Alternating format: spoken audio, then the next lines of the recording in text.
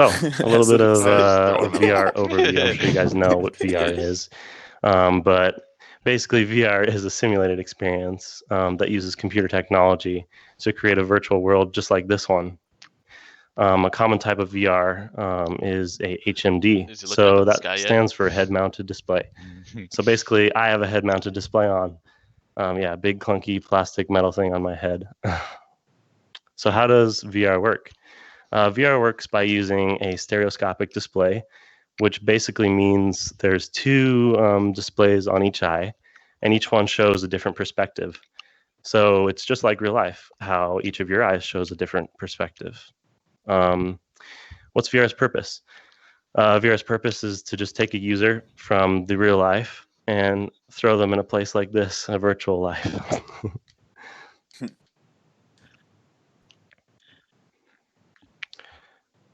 I'm just going to adjust my camera real quick.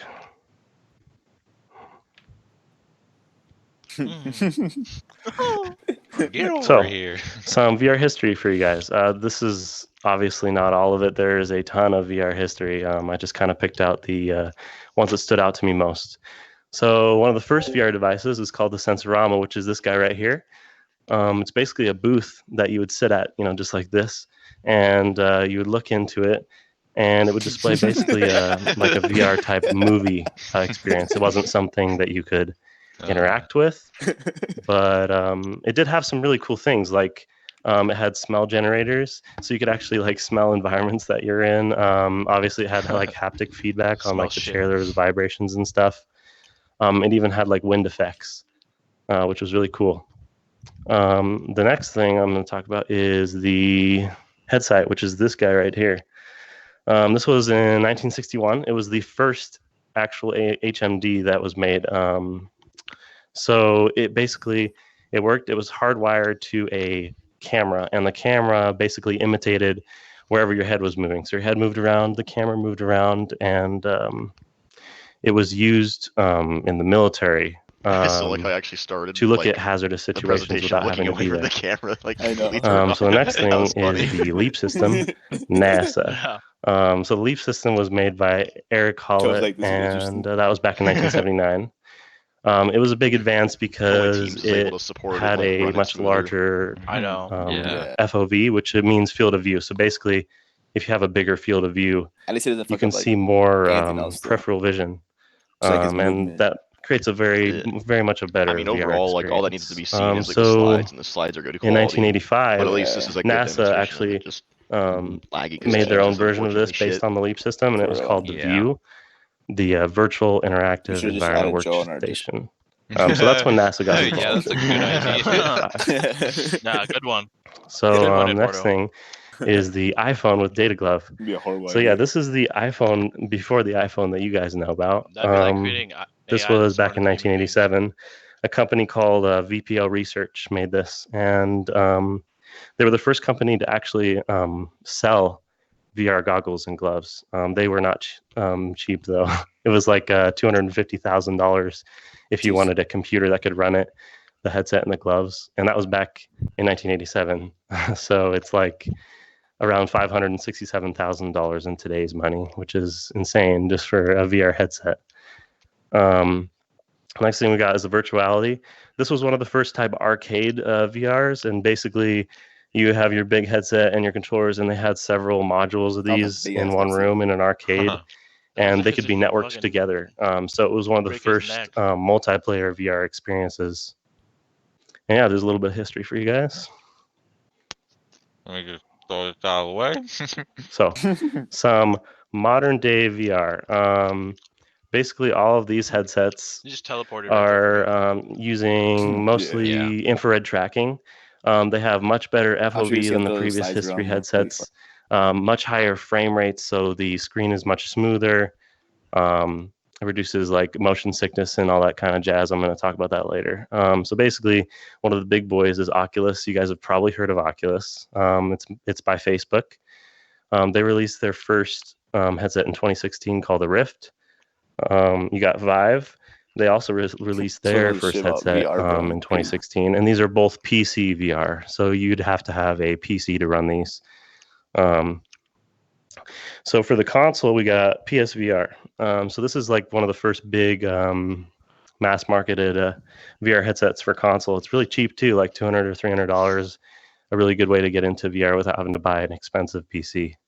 So next we got the Index. This is kind of like the latest, dare I say, latest and greatest. It was released in 2019, June of 2019, and this is actually the headset I have on right now. So you can kind of just imagine. He's got a really there's good flow small for this. version of it But then on me again, right he's now. been But sticking around VR for so basically long. this He's got a headset lot of- has a much larger FOV. It's all about FOV when it comes to VR, and it's always getting bigger and bigger.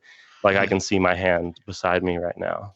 So it's really cool when you have a bigger FOV. You're much more immersed into VR. The one big thing about it is it has good mic quality and good speakers and stuff. But the biggest thing about it is it comes with these things called Index controllers, and these are one of the first Index controllers that can actually track your fingers. So I can actually move my fingers around. It's not perfect, but it's it works It's to too a much degree for this- where I'm like, for wow, teams. that's awesome. So there's a little bit of modern day VR. Kör för fett då. Throw it out of the way. That'd be nice. Chuck it out of the way. All right, so back let me foot. just adjust my camera one more time. Joop. Oh God. All right, so we have some types of VR. So we got fully immersive VR. That's the VR that I've been talking about this whole time. Basically, it's like a screen that goes all the way around you and cuts out the real world. We got semi-immersive, which is you've probably heard of AR before.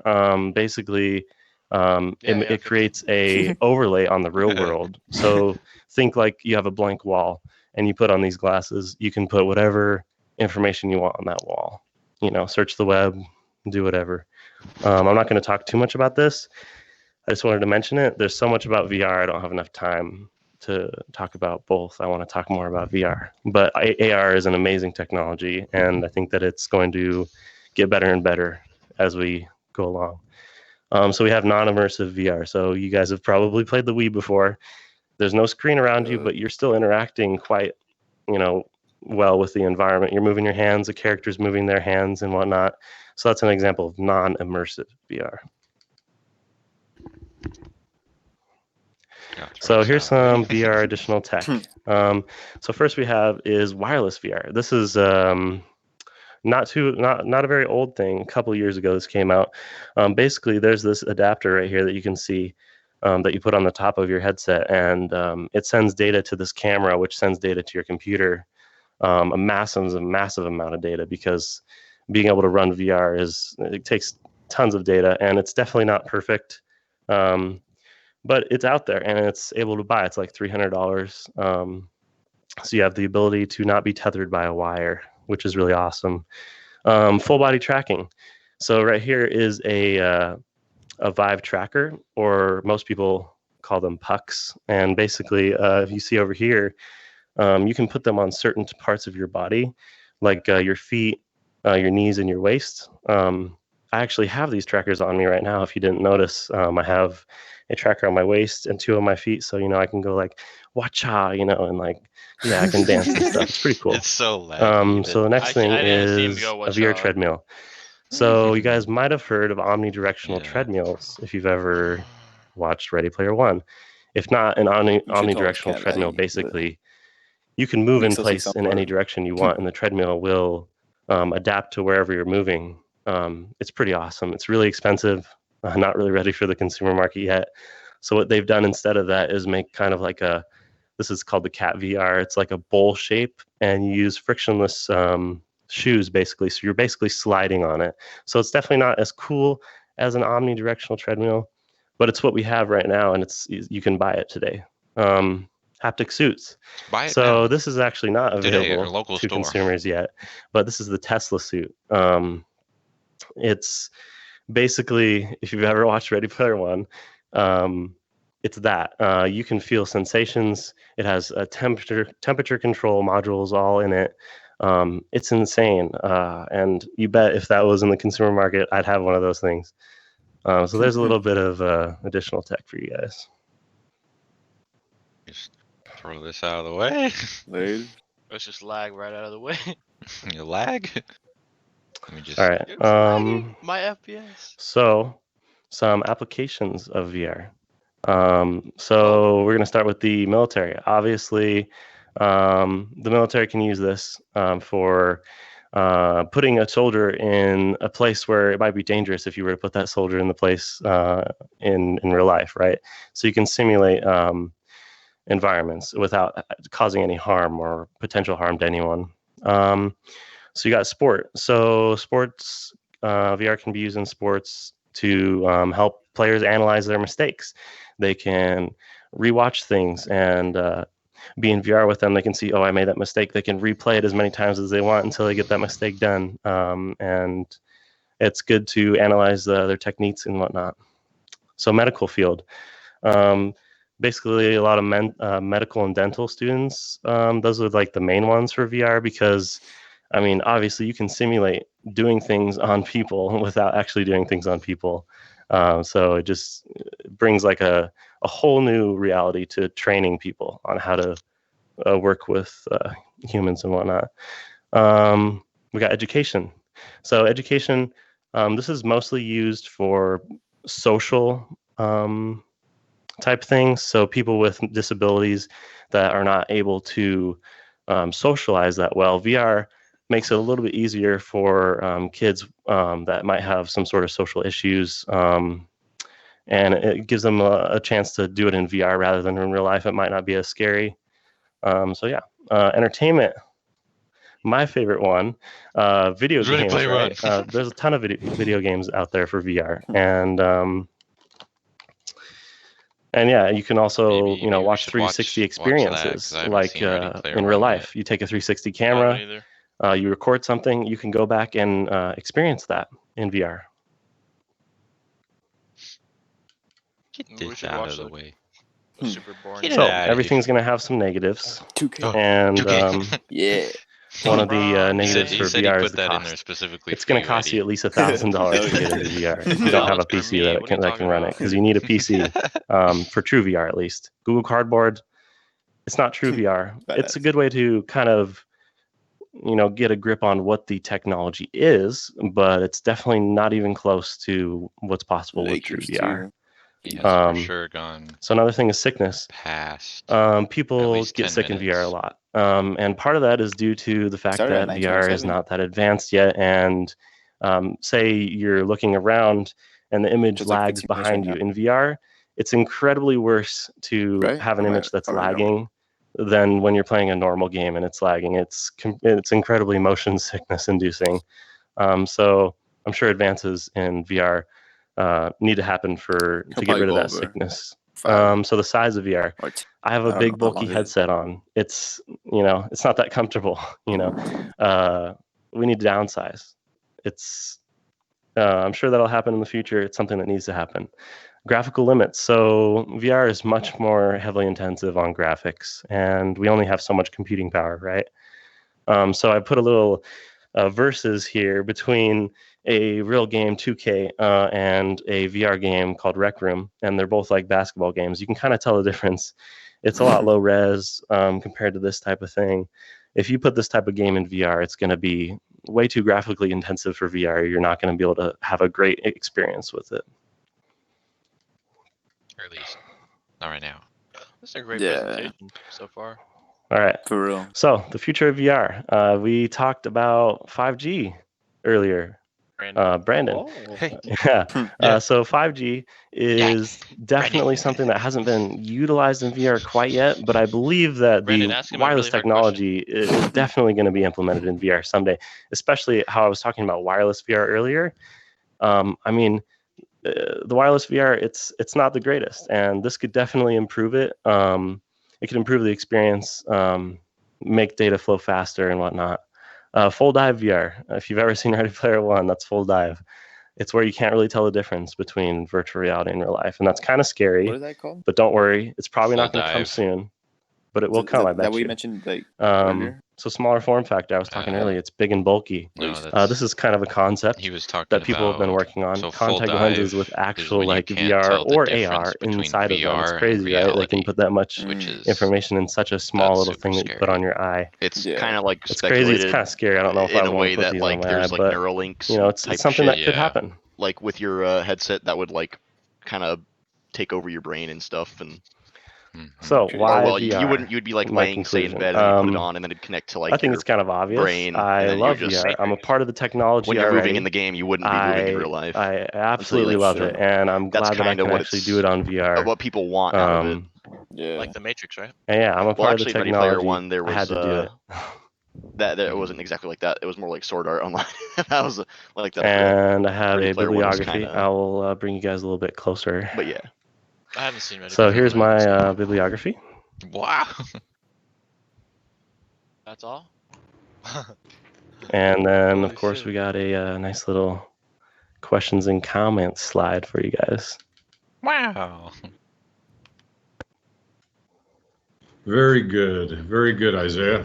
Yeah, obviously you're very into the VR, so you're passionate about the subject matter, and that obviously helps when you're presenting material. Very creative presentation. This is the first time I've had anyone Yes. actually present Yeah. VR using the VR technology. Hey. Go. If you're wanting a dynamic presentation, this is the definition of a dynamic presentation. It helps too that we're on. Never did I think Master Chief was gonna give me a spiel on VR. Yeah, there you go. It's pretty awesome. But before I make any more comments, though, I just want to open up the table to any questions, comments. what's a Yeah, VR? was it pretty hard doing all this like on VR, like putting the PowerPoints? Yeah, actually, if you guys ever heard of Unity, it's kind of like a game engine that people it use is a game to engine. create video is a game games. engine. And how I Okay, created go this get it. world is through Unity. Basically, I had to take like these 3D objects, and that's why I can grab them like this. They're 3D objects, and I had to put images Never on met the them. pussy. And oh shoot, some things in VR are not perfect, but I'm back. Basically, I had to put these objects into VR. I had to do some animations and whatnot with it. It wasn't the Joe easiest probably thing. I had a thinks his friend to help me computer's though. But yeah, if you ever heard of Unity, it's really fun to mess around with, and that is how I created this world, is through Unity. Very awesome. Good work. Good work. Yeah, that's pretty. So you're not even actually presenting in PowerPoint in VR. It's in the Unity engine. Yeah, I literally put static images on VR 3D objects, Nice. and I put them in VR. Joe, have being you ever had 100%. anybody present not on PowerPoint? No, exactly. Or some kind of presentation application, whether it's the LibreOffice version, that type of thing. With it, I think it's called Present or whatever. But yeah, no, this is the first time that anybody's actually done a presentation with the VR Joe's not equipment. a virgin anymore. This is his first And time. again, have these static objects. Basically, you can think about, if you've ever played with map generators and level generators like in Unreal Tournament and stuff, you could think about adding a texture. So you're defining the texture for that 3D object. So that's kind of the process for moving the presentation, so to speak, into Weird hand over. the virtual world. Mhm. He got some big ass hands in VR. I just like watching him grab the sides and just toss them like. Is everyone else experiencing kind of like a glitchiness on it? Yeah, No, it's running- laggy. It's running Yeah, through. and that was one thing I was going to just. Dude, was that happening the whole time? Yeah. Yes, it's- Oh no. Yeah, I think it was just too ambitious for Team's streaming platform. to handle And as that's well. what that this is again bringing up 5G and bringing up connectivity. All of these things are connected.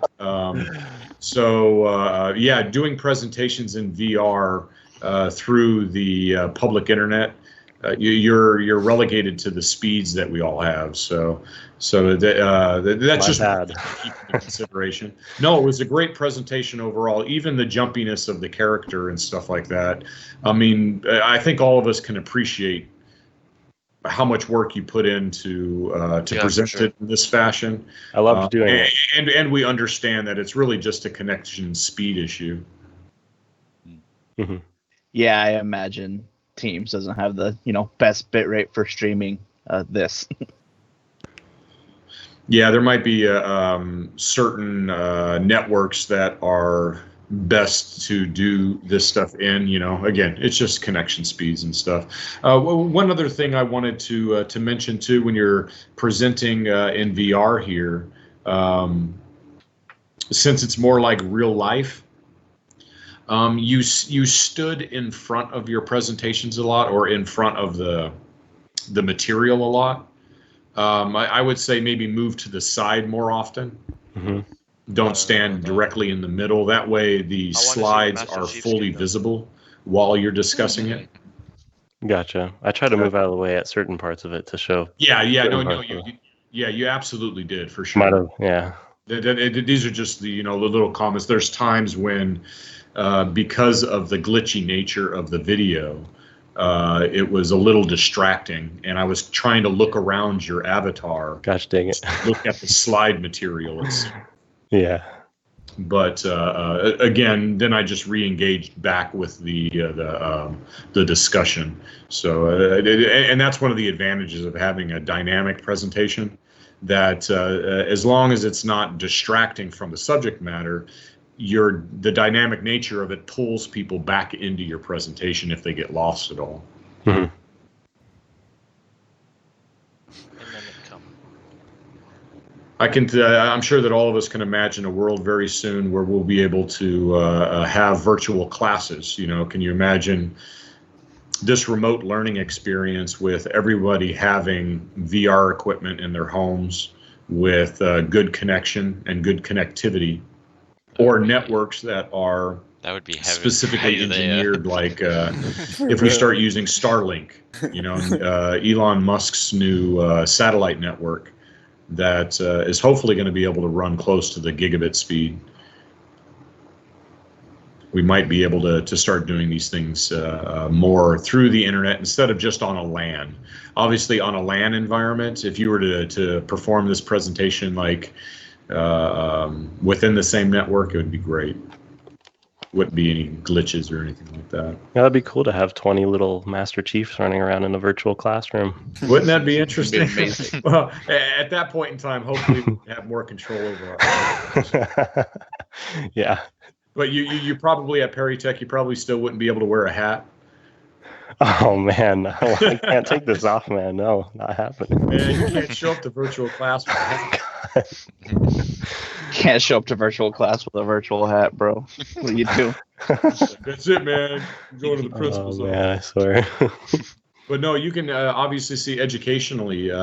We've seen examples of this. If you've just right off the top of my head, a great example was the newer movie Lost in Space.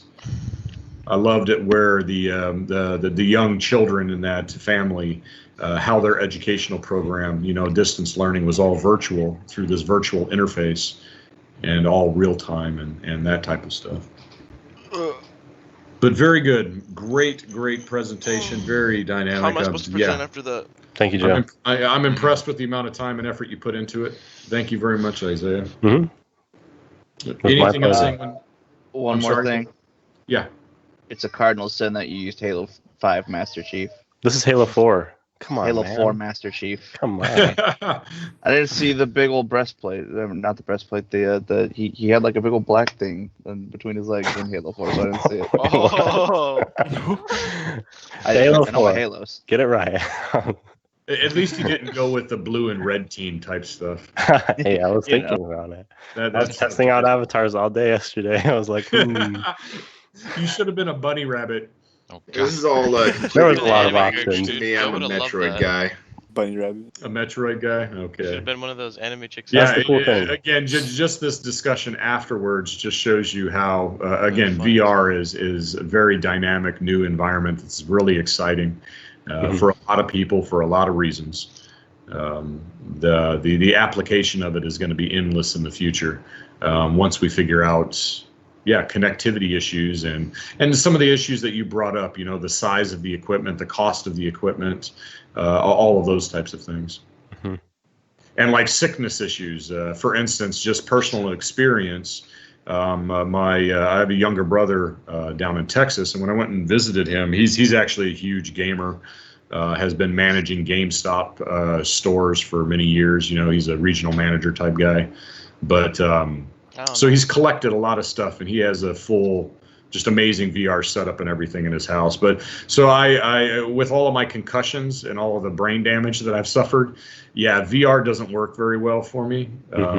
When you're constantly like, there was a game that I was playing where you're in space. So Hey, we're in space.